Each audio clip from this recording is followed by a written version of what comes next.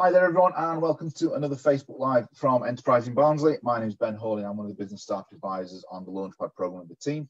Today we've got a Facebook Live session, the second in two sessions we're actually doing, all about redundancy. The first session we did last week and is available to watch back on our Facebook page. And that was all around what a business should be doing and the best practices and how you can help your staff if you're having to make anybody redundant if you're in that unfortunate situation. And today's session is all about, from the employee's point of view, if you've been made redundant, what kind of support is around to help you out. So today I'm joined by Michelle Stevenson, who is an Information Advice and Guidance Advisor for Barnsley Council. So Michelle, just want to say hello. Morning. Hi, how are we doing? So just to start us off, if someone has been made redundant, what sort of support is out there to help people get back into the workforce? Right, morning, Ben. There's a lot more support out there, I think, than people realise. The big thing for most people is that it's a time of an awful lot of mixed emotions for people.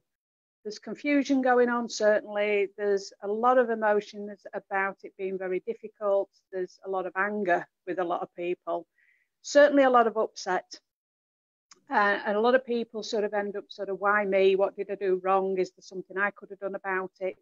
And it's certainly not about that. It's about giving yourself some time to express some of those feelings. Try and find somebody to talk about. Go through what you're actually feeling. I know certainly on one occasion I went through that process. My first reaction was complete denial. And I think that's perfectly normal, you know, to think, oh, it'll get sorted out. Something else will come along. It won't really happen to me. Then you get very angry about it. And then you suddenly feel like the world's been kicked from under your feet. So there's a lot of mixed emotions, and there is a sort of almost bereavement process to losing your job, particularly if you've been there a long time. Be kind to yourself. Give yourself the opportunity to reflect on what's happening. What is there about the job that you actually enjoyed? Try and take those sort of skills forward with you. Think about the things that you haven't perhaps liked. That, you know, this is an opportunity to change some of those. It's a chance to move forward. But there are a lot of organisations out there that can help you. And try and remember, it's the job that's been made redundant. It's not you. All right. Yes, it can feel very, very personal. And it may be that everybody on the workforce is going. It may be that some of your colleagues are staying. And that can be just as difficult. And believe me, some of them will be feeling just as bad, because they'll also be feeling very guilty that they're getting to keep their job and you're going, just as much as you're feeling probably resentful that they're getting to keep their job and you're going. Yeah. So it's a difficult time for everybody. It's important to talk to people, find out what's right for you, find out what information you need, and talk through what you actually want to go on to next, what you need in the way of information, and what next steps you want. Okay. So I think there's some great advice to start us off with there. So, you know, if somebody's in that situation where they have been made redundant, what is the first thing they should be thinking about doing? The first thing, remember, it's not your fault. All right. It's a no blame type situation. Wherever that anger's coming from, try to remember that it's not personal. It's not something you could have done anything about.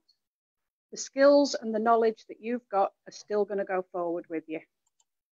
You can take those forward into a new job, and it's about how we actually identify those, recognise them, and show them to those prospective employers in the future. Most people's first concern is obviously money. Finance is the big reason that we all go to work. If we weren't getting paid, probably the majority of us wouldn't do it. Yeah. So that's the first concern for most people. If I'm going to lose my income, what do I do now? Hopefully for the majority of people, there's some kind of redundancy payment. And you wouldn't believe the amount of people who think if they're getting a redundancy payment, they're not entitled to help from anywhere else. Okay. And that's certainly something else we'll come on to with benefits and things, that it doesn't affect the right to claim benefits. So look at what your final payments may be. You need information on that, whether you're getting a redundancy payment, what your actual finish date is going to be. It's all information you're going to need. If you've got any debts or any payments that you're regularly paying, you're going to need to know what exactly is the position I'm in as far as my finances at the moment. What do I need to take care of? Are there things that we can put in place regarding payments? Do I need some advice from somebody like the Money Advice Service, from a debt agency, maybe even going through as far as Citizens Advice? But again, any of our advisors will be able to help you unravel some of this if you need some additional support with it. Okay, excellent. And sort of like the job centre team, they can help in this situation as well. But for them to do a normal step you need to take it on. Certainly one of the first places you would be starting if you're going to need to make a claim, if you've not got something to be moving on to, is going to be Job Centre. But again, most of that is done online these days. We can help you sort that out if it's something you've never actually experienced before. We can put you in the right direction, or you can certainly find all of that through the gov.uk website, and you can do an online claim. Okay. With Job Centre, there's two ways of actually doing that. If you've been working 2 full tax years, which gets a little bit difficult for people to understand, it's not necessarily just 2 full years before you finish, it's 2 full tax years. So at this point in the year, it would be awkward for people to understand that actually they've got to have worked from last April going back 2 years to the 2 years April previous. It's not just 2 years from the date you finish. But if you've done that, you get contributions-based payments on your benefits. If it isn't, it would then be a slightly different benefit, but it all comes under one umbrella now of universal credits. Okay. The Job Centre will make those decisions for you when you put in your information, and they'll help guide you through that.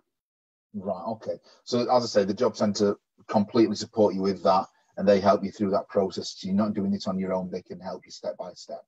You're not doing any of this on your own. You will be asked for the information online. If you really, really struggle with IT, if you've got major issues where you can't get onto IT or you don't understand how to use computers, please ask somebody for help.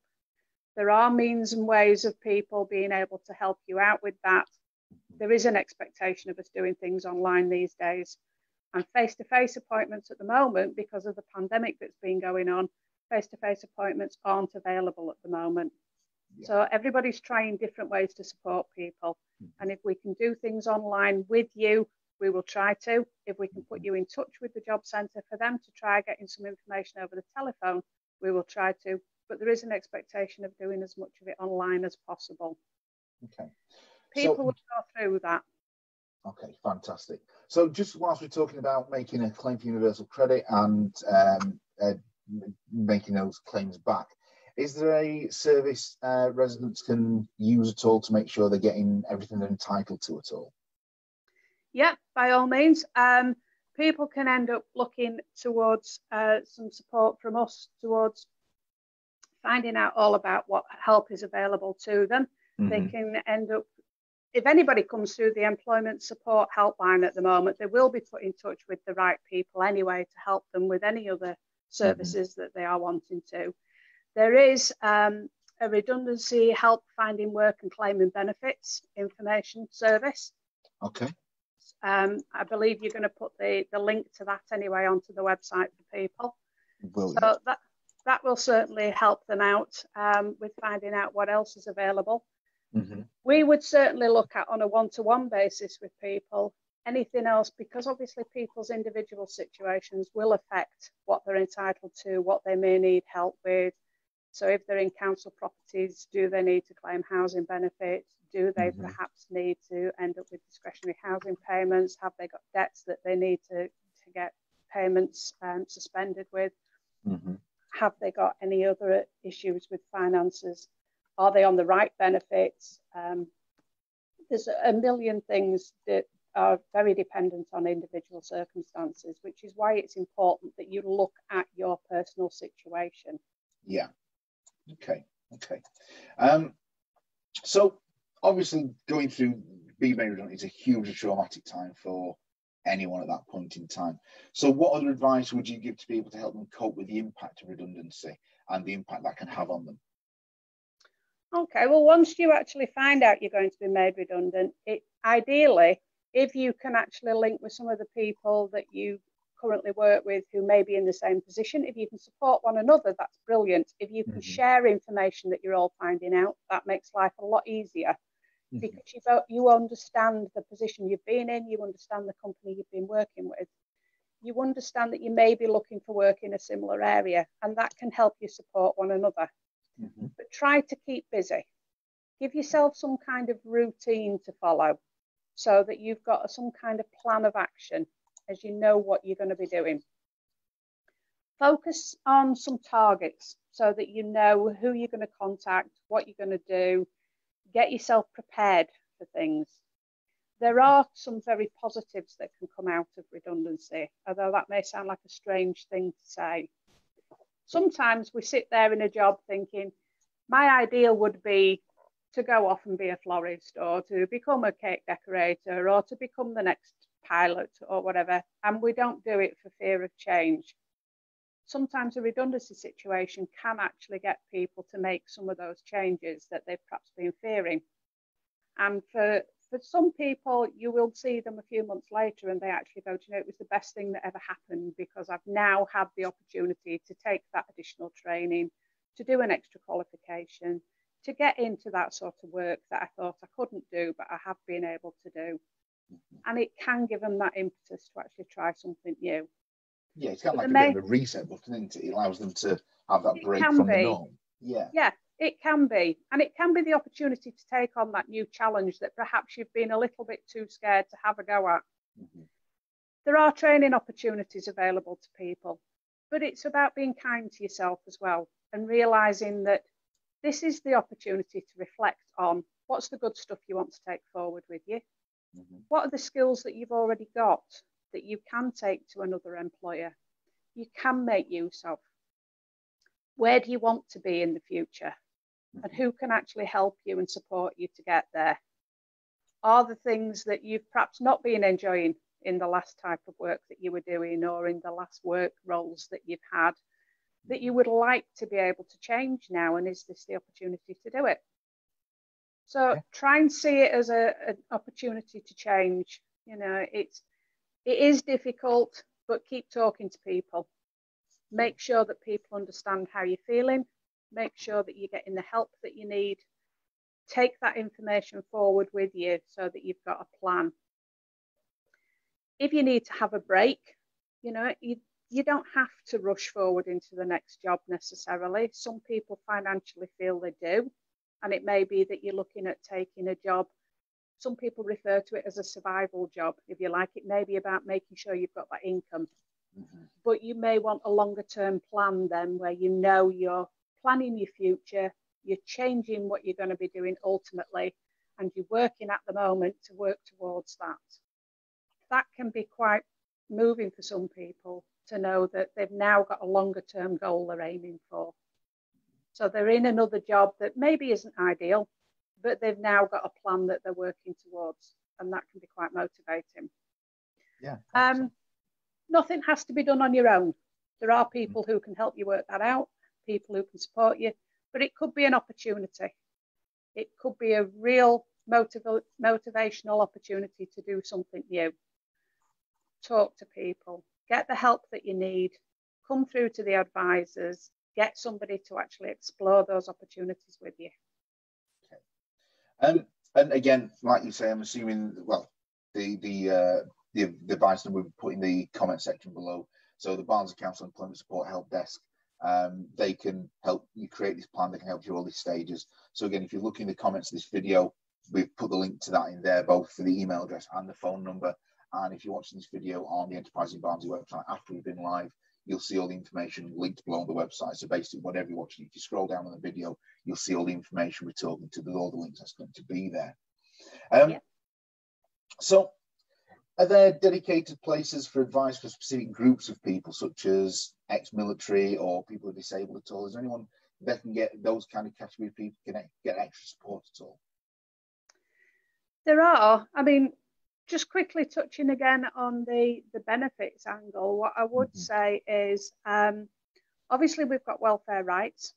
Okay, we've got welfare rights if you live in Barnsley, where you can get far more information. And I know you're going to put the contact number as you say, on the links for that. Please, I would really, really stress, don't think that any redundancy payment you get is going to affect your right to claim benefits. It will not.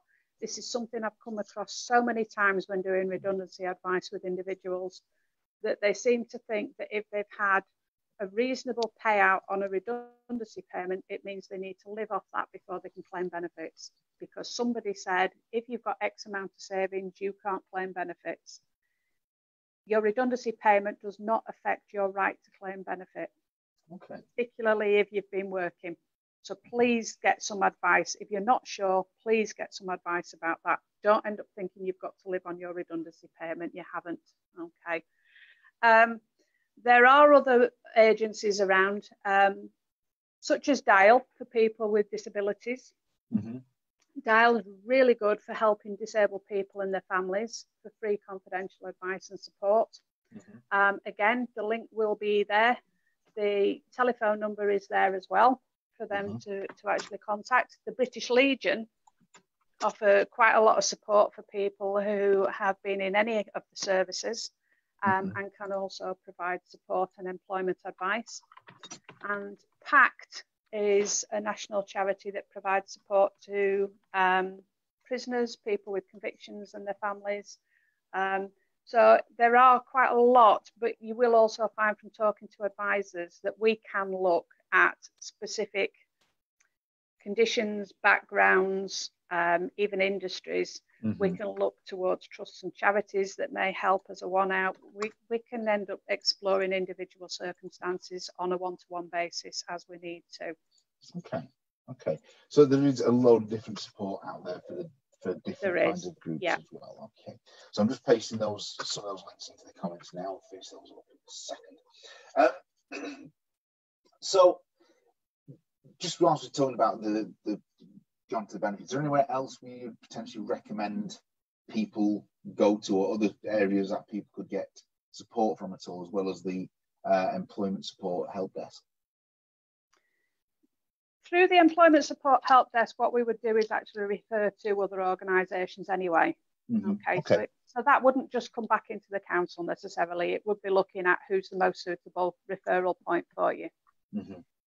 So that could include things like citizens advice, for example?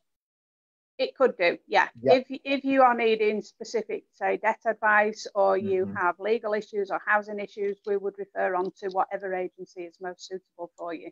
Right, okay, fantastic. One of the first things that you are going to need, particularly if you register with the job centre, is going to be a CV for applying for work. Some people may have already started putting one together. Some people may not know where to begin with one.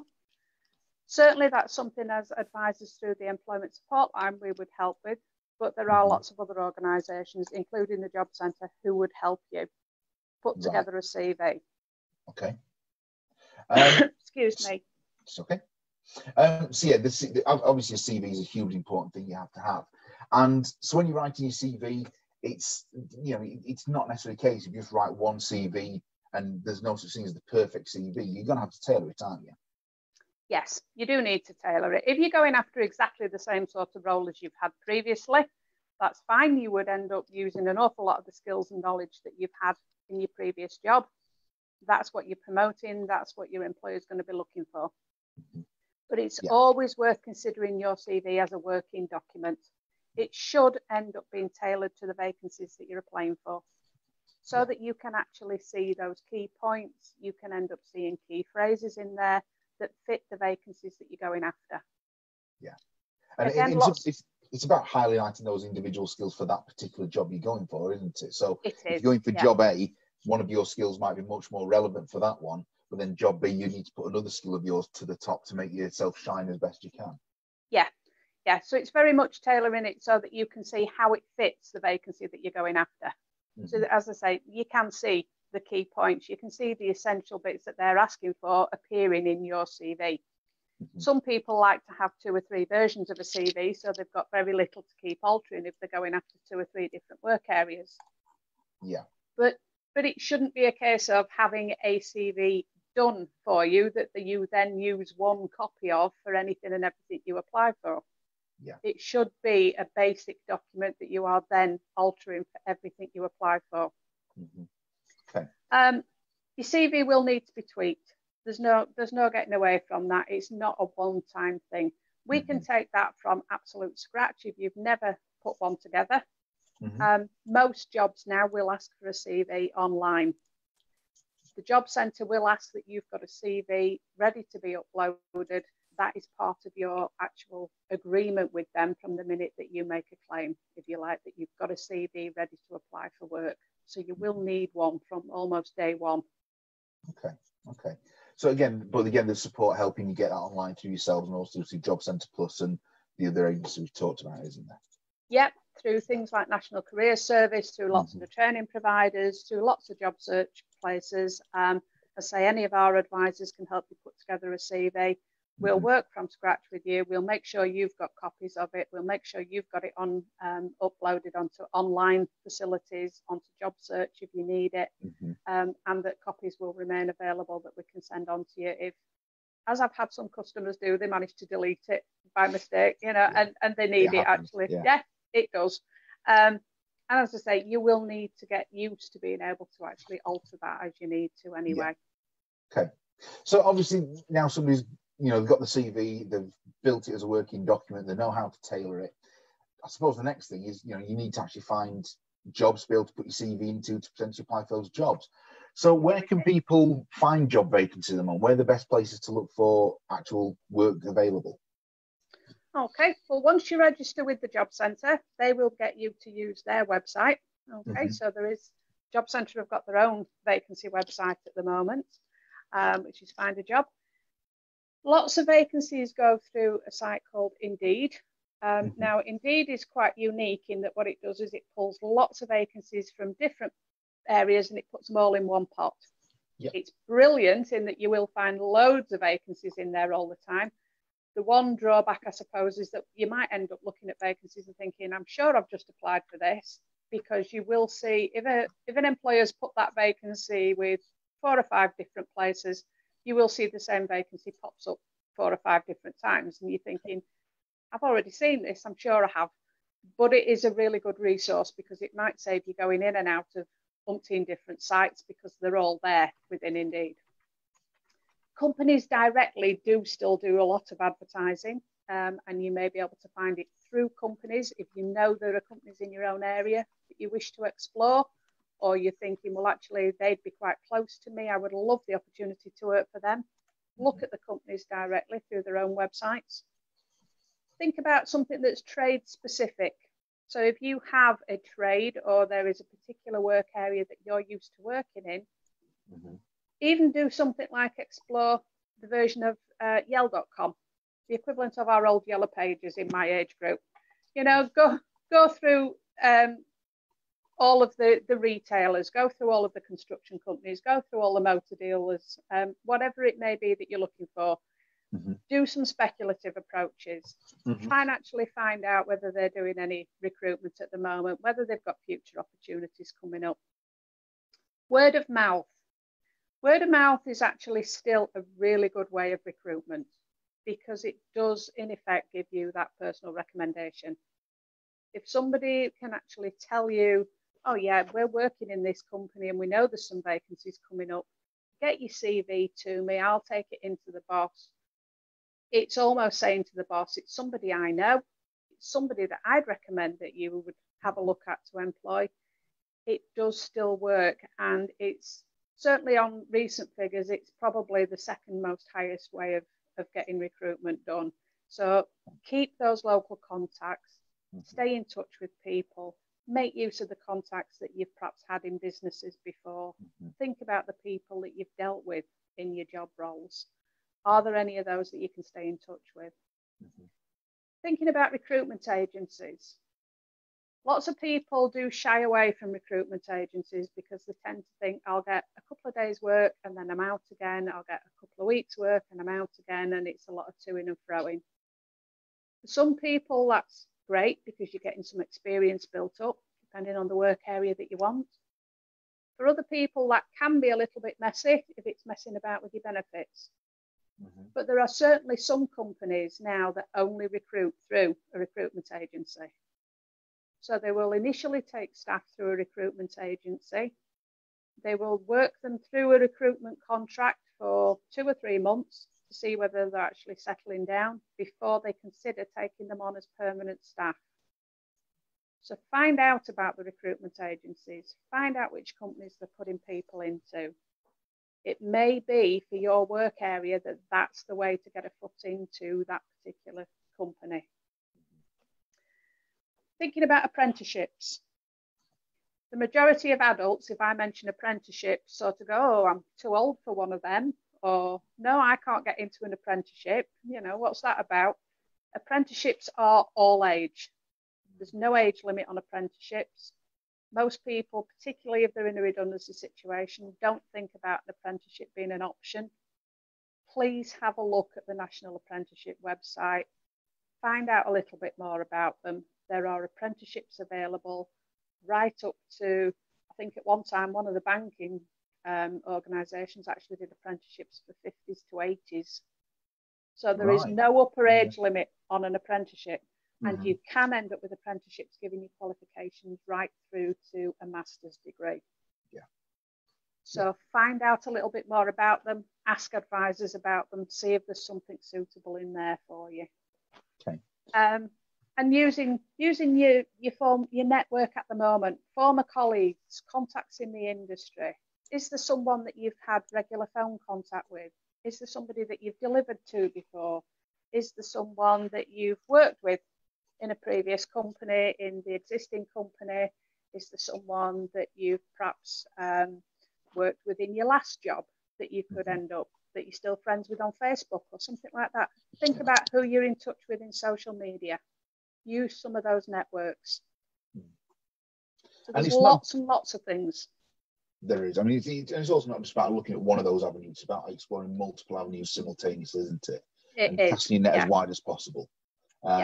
You know, to get as many horses running as you can do at once, and you know, make sure that you're working your network. And networks are hugely powerful things. They so are indeed. You never know who knows who. That's the great thing about them. Yeah. So, you mentioned a couple of times already, and we talked about apprenticeships in that last section as well. But the ability to learn new skills and potentially retrain if you want to either upskill or reskill into a different form of work. What sort of support there is there for people who want to retrain or gain new qualifications if they're not looking to go straight back into the workforce? Okay. There is a pot of money available through something called Rapid Response that is available through Job Centre funding. That's only available for up to 13 weeks after you finish work. And it's quite limited, and there is quite strict eligibility to it. That is for looking at very short, sharp training that may be only a couple of weeks. And the majority of people think, well, there's not a lot I can do in a couple of weeks, but you'd be surprised how much training there is that fits in refreshing skills, updating qualifications, perhaps taking a newer version of something that you might have taken 15 years ago. It may be that you're seeing vacancies where you're thinking, well, I've got X and Y, but actually I keep seeing a vacancy asking for Z as well, and I haven't actually got that.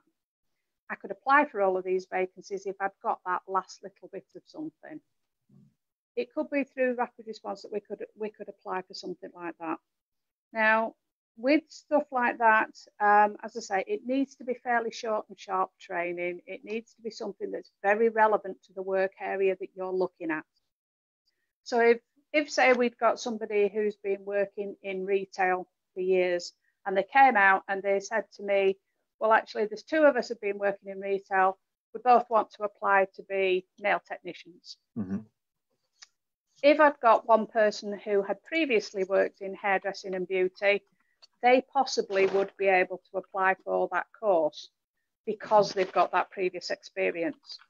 If the other person has never done anything like that, they probably wouldn't be able to apply for that course because we couldn't justify how it fits in with their relevant experience. Okay. Now, if somebody wanted to apply for training, they would need to go through the National Career Service, because the National Career Service actually contract with the job centre to do the application for that funding.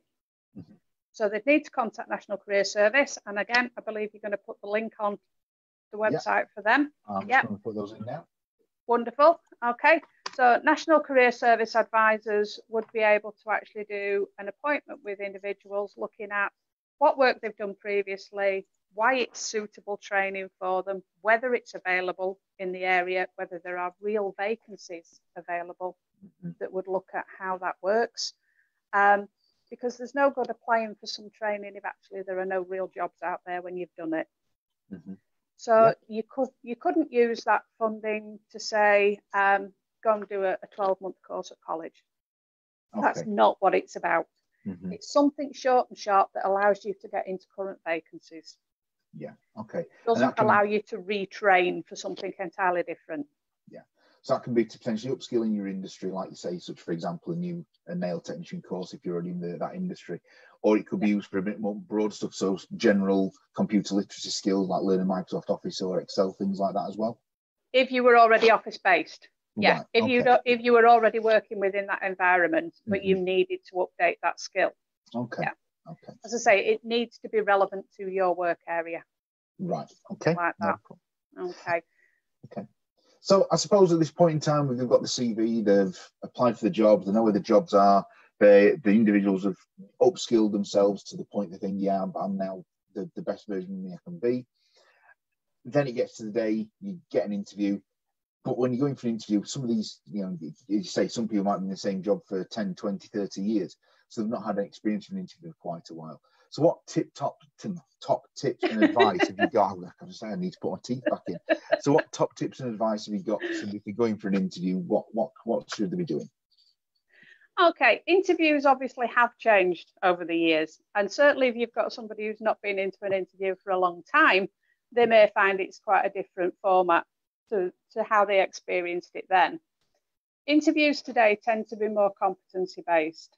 So instead of saying to someone, have you ever dealt with conflict at work? And it's a yes or a no, it would more likely be these days, tell me about a time when you've dealt with conflict and how you dealt with it.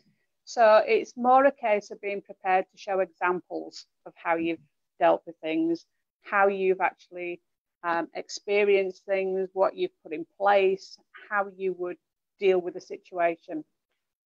So everything's become far more experiential. So it might be about, tell me about a time you've worked in a team and how that worked. So for somebody to say, oh yes, I worked in a team when I was working at so-and-so supermarket, that's not enough anymore. It might be, I worked in a team, I was responsible for X, Y, Z, and this is how I did it. So it's about getting people to understand the difference in how you present that information, how you get an employer to understand what your actual abilities are, and how you actually perform in the workplace. But obviously as well with this pandemic, things have changed quite a lot, that most employers now are doing interviews either over the phone or through mediums like this. So it could be that you're asked to do a Zoom meeting for an interview, or you're asked to do a Skype interview, or you might be asked to do something like WebEx. And for some customers, that could be, I don't even know how to get on that, let alone how to do an interview via that. So it might be a case of us doing a little bit of interview preparation with people. It might be about us actually offering a mock interview situation so that we can run through what are the questions to expect, how you can do some preparation, how you can think about these are the questions, how are you going to answer them? If we need to go through a little bit of the technology, how do you get onto these things? How do we set them up on your phone? Do you want to actually do a mock interview like that so that you feel a bit more comfortable with it? It all makes perfect sense. I mean, especially with the technology involved, you need to prepare in advance and make sure it works. For these Facebook Lives, we don't just rock up and do them. We, with these ones, we did the 15 minutes before we went live today just to make sure our technical knowledge worked. And also we had a test call a few days ago to check it all worked as well. So again, make sure you're completely right, especially with technology. Don't rely on it right at that particular moment. Make sure you've tested it and it's belt and braces on there.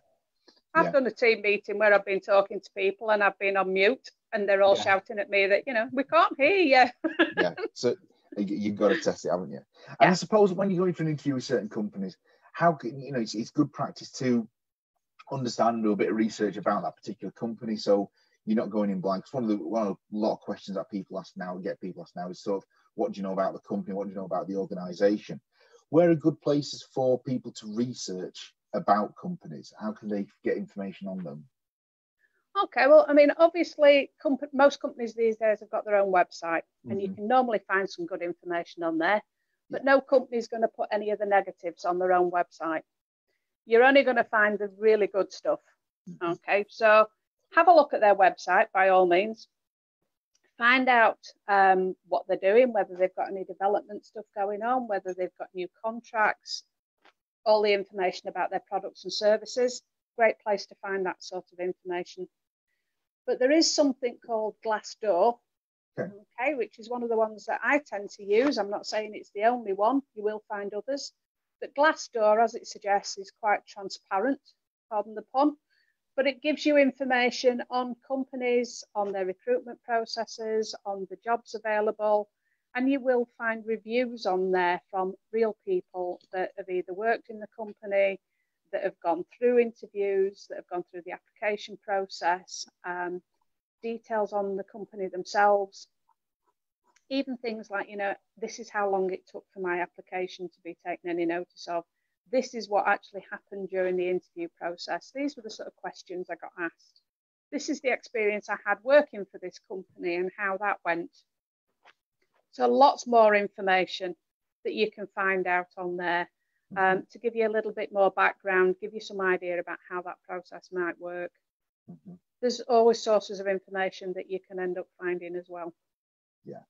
I mean, Google is your friend on this one as well. Just as you say, you've got Glassdoor and things are on website. Yeah. But also just type in the company's name into Google and see what comes up. There's local press.